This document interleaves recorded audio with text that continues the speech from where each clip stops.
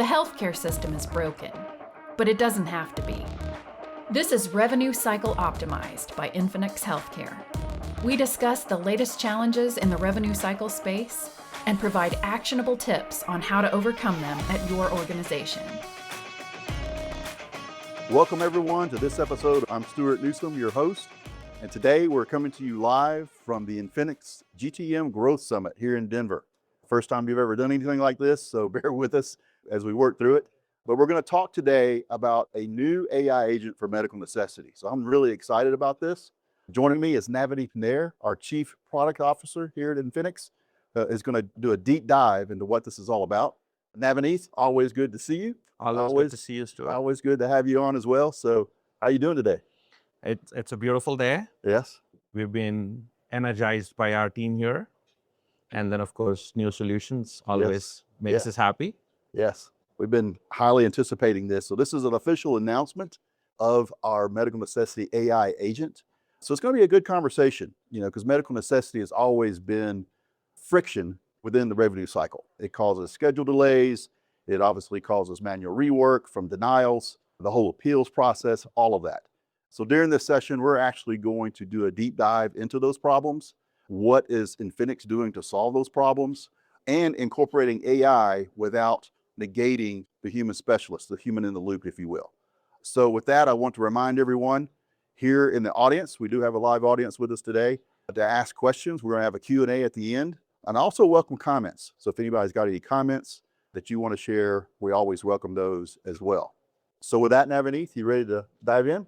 Go right ahead. All right, so we're going to buckle up here. So when we talk about medical necessity as a workflow problem, where do teams feel the most friction today? I think there are a few different places where medical necessity causes friction. I think just getting the right amount of information to understand medical necessity is a challenge. Because whenever I think physicians are creating orders for especially specialty procedures, they are really not thinking about all the documentation. That they are thinking from a patient-centric perspective. They're not thinking from an administrative perspective. Right. But getting that documentation is very critical. So that's kind of one of the first areas of friction that we see most of our customers have. The other area of friction, which has increased quite a bit over the last, I want to say, 2 years, is the rapid change in policies that we are seeing from the payers. We are used to having payers change policies on an annual basis. We are seeing quarterly or even more, I would say, rapid changes to these policies. Either it's coding related guidelines or prior auth related guidelines. So I think that's the other area of friction, because I think people understand some of these guidelines. They build some tribal knowledge around it, but now the policy's changed and they don't know where to go find it, how to find it. So it's not easy to have the right information available for you to do that work. So I would say those are the two big, just having the right documentation available and knowing which policies to look at. Right. Understanding where the regulations are is one battle, because not all payers play nice and publish their policies, right? So it's I think even though they publish it, it's just not easy with the number of payers and plans and the plan level kind of exceptions associated with some of these things. It's a very complex process. Yeah, exactly. So next question is, what made this the right time to introduce, an AI agent solution for something like medical necessity? And how do you define the agent's role? Because I think that comes up a lot in conversations that we have with clients and prospects. What is this agent going to do? What it's not going to do? And are there any guardrails to make sure it behaves appropriately? Great question. I think I've been looking at the problem for 10 plus years. And the reason the problem is very challenging, and the reason it has always been something that is the domain of experts, is that if you look at the clinical document or clinical documentation that providers and physicians create, they're essentially highly unstructured and subjective documents. Now you have to interpret a very subjective document. At the same time, the guidelines and the policies themselves are somewhat ambiguous and subjective. So you really need expertise to be able to actually understand what the physician is trying to do and match that to the guideline. All right. And AI, for the longest period, even with all the work that was done in natural language processing and other capabilities, had a tough time kind of separating from structural language to semantic language to understanding things like negation. Mhm. All of these were problems that essentially did not lend itself. But over the last, I want to say, year and a half, 2 years, what we have seen is that as AI progresses, and most of you recognize it as generative AI, it is actually has now the capability to reason. Mhm. So now when we are able to actually train it with our domain expertise, it actually better understands the information. So this is I would say the right time for agents to start kind of becoming an integral piece of what we do. And how do these agents work, right? I think the way we think about this is that if you have the right amount of information available from the physician documentation, the agent's job is to find the right policy and guideline. Mhm. So it actually has a domain repository of all the policies. Its goal is to then actually match it and identify whether we meet coverage or not from a medical necessity perspective. But just to be clear, the agent is actually acting in partnership with the front office team. The agent's role is not to say this does not mean we're not going to schedule the patient. The agent's role is to actually guide the scheduling and the front office team about the possibility that there is a gap. And what that does is it allows the front office teams to understand what their next step needs to be. Right. Whether they need to reach out back to the patient, do they reach out back to the physician, and what step do they take rather than just scheduling the patient. So it's actually, I would say, a co-pilot more in that sense. It's actually somebody who supports you Kind of like a guide in your process. Right, right, exactly. So you talk about cases, which case types are best suited for AI-driven reviews and which scenarios still require that human clinical and utilization management expertise? So what's the balance between the AI and the human specialists? Yeah, I think we continue to learn that. We're in early stage of understanding that construct. What we're seeing is that policies where there is high frequency of the same procedure being performed, the pattern recognition becomes much stronger. But there is ambiguity in either the policy or ambiguity either in the procedure that is being performed or the diagnosis that is being suggested. What the AI is built today is essentially to be conservative, in the sense that if it actually does not feel that it has all the information necessary, then its goal is to really actually hand off to the human specialist and say, hey, here is why I'm handing off to you. But again, the handoff is not saying, hey, you go do the work. It's actually doing all the work and saying, hey, I looked at it. I could not find all these pieces. Can you help me here, right? So in that way, the AI is never kind of failing. It's more about saying, hey, I don't have all the information. You may need to help me here. Right.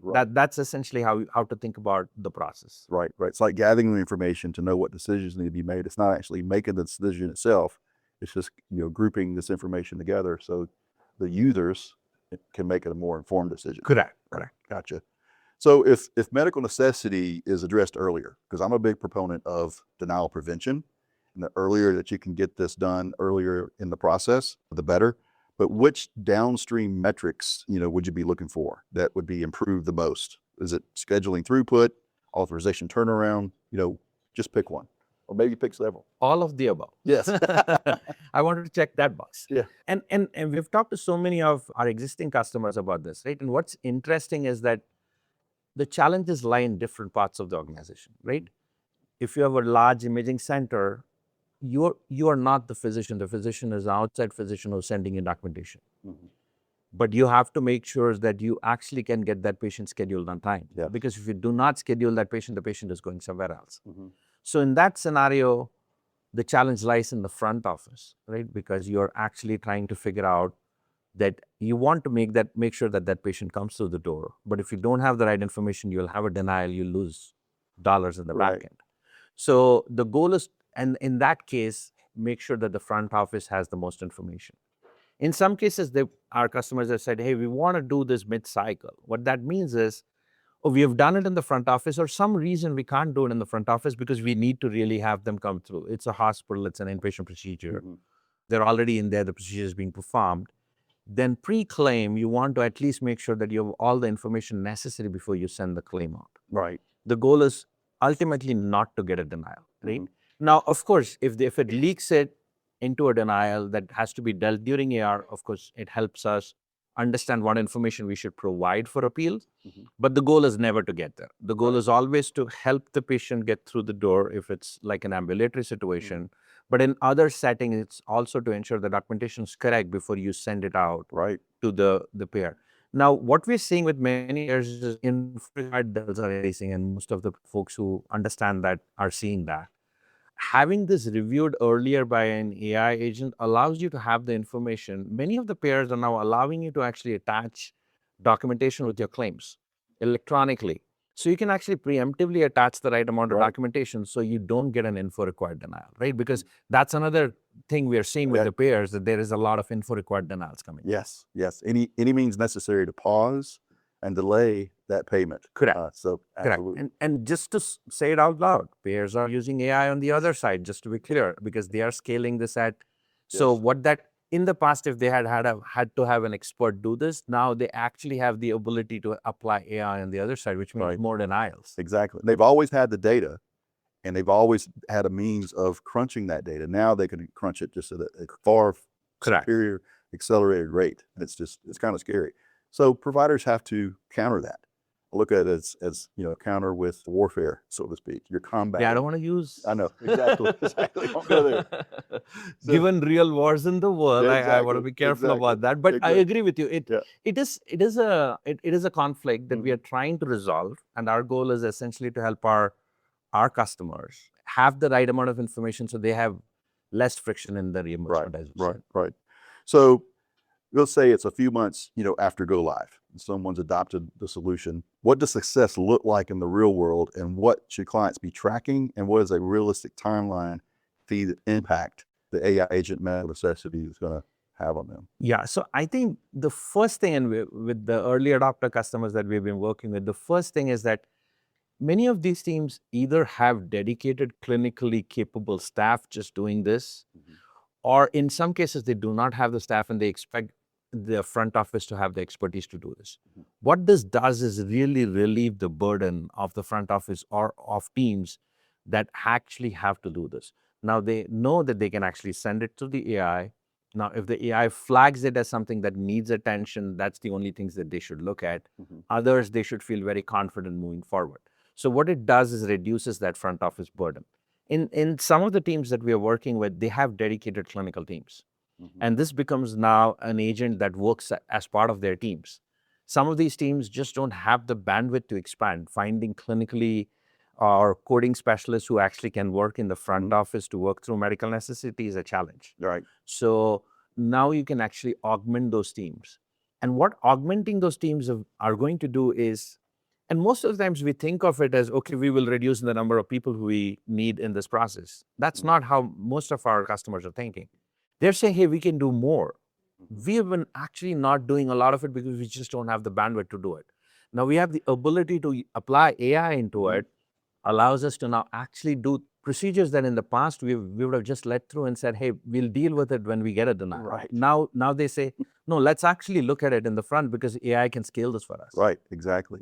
And that's been kind of the, I don't want to say old school, but that's been the way it's been done, is the denials, medical necessities handled at the denial level when it's way after the fact.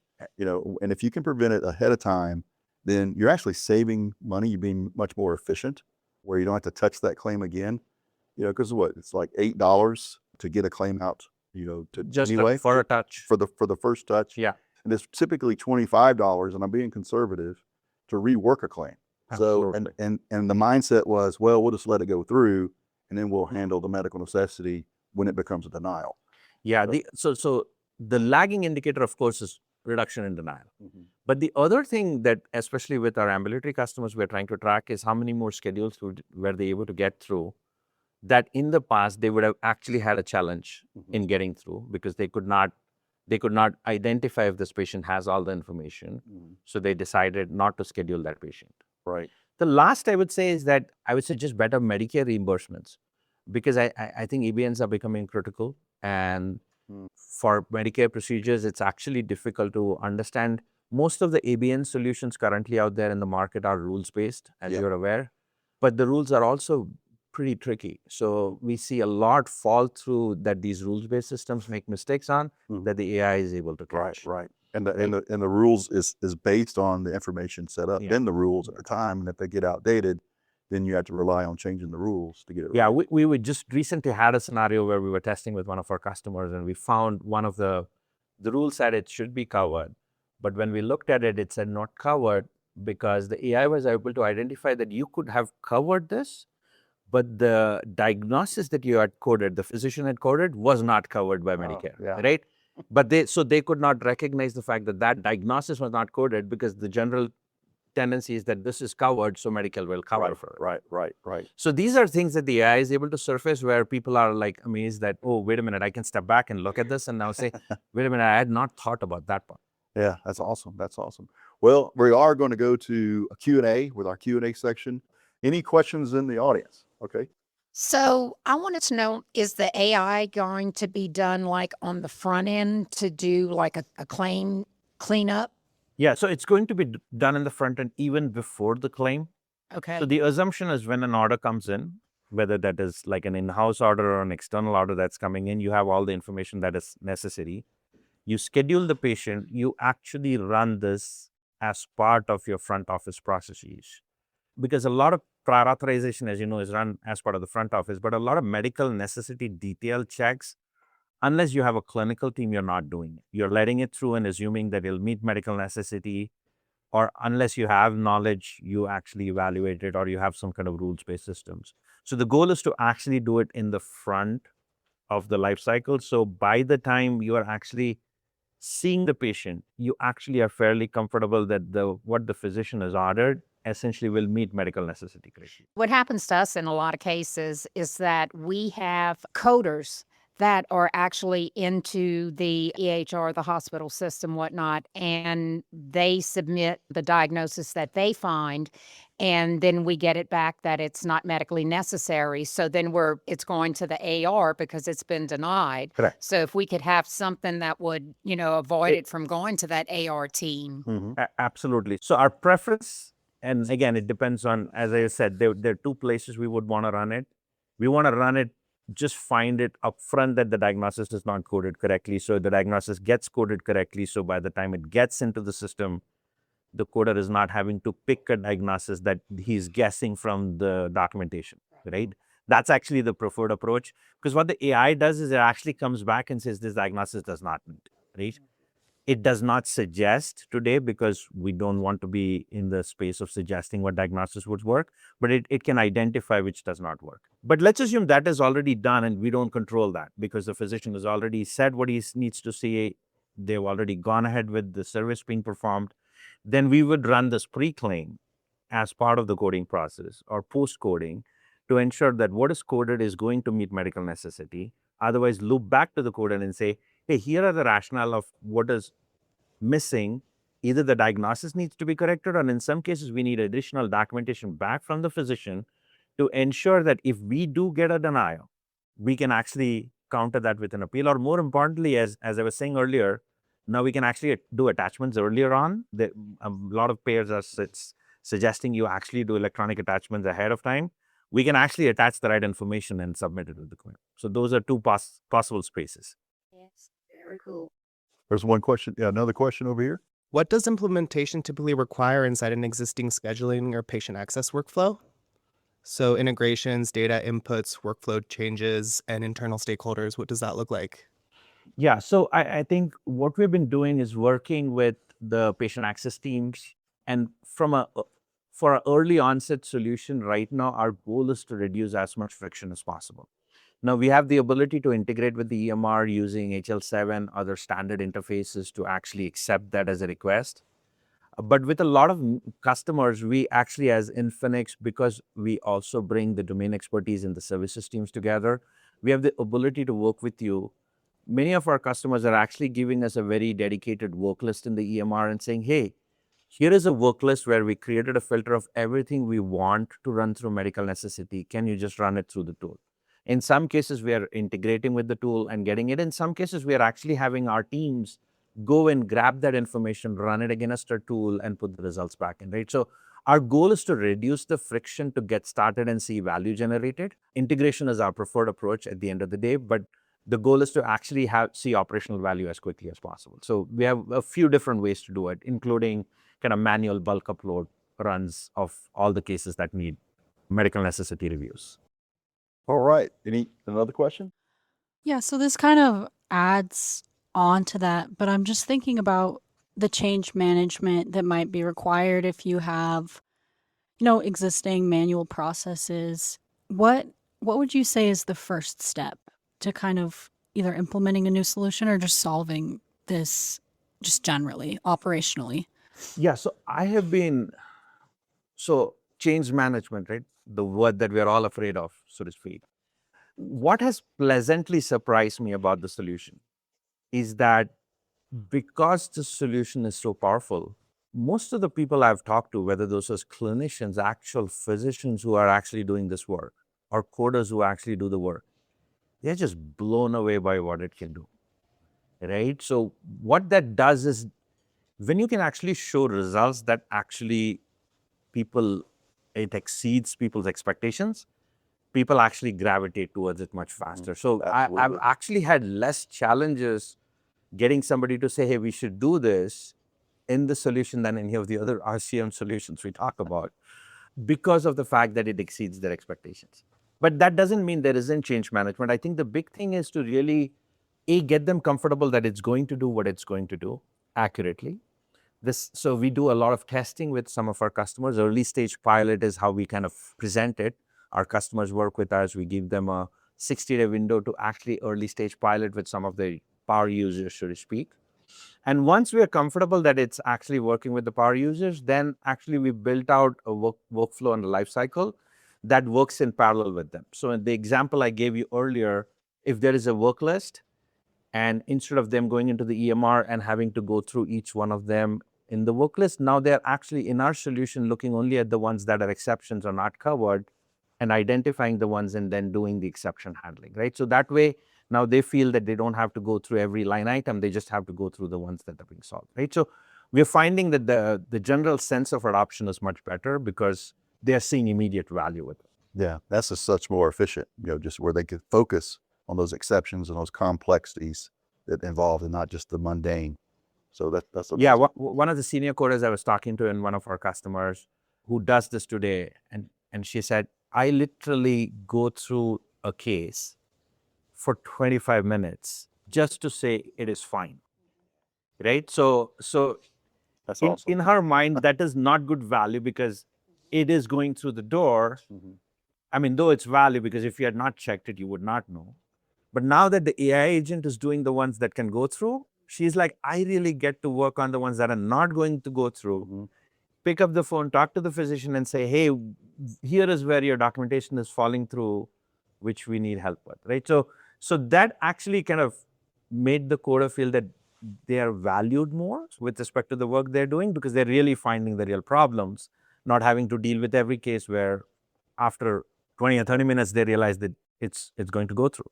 Yeah, just helps with their bandwidth, and that's Absolutely. always a plus. So any other questions online? Any other questions with the audience? All right.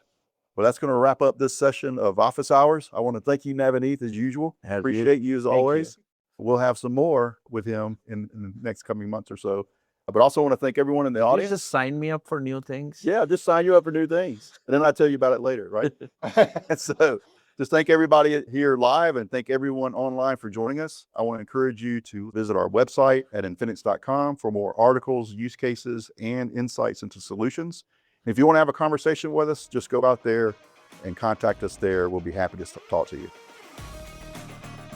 Thanks for joining us. Subscribe to get notified when our next episode is online. For more information for how we can help you increase reimbursements at your company, check out our website at Infinx.com. That's Infinx.com.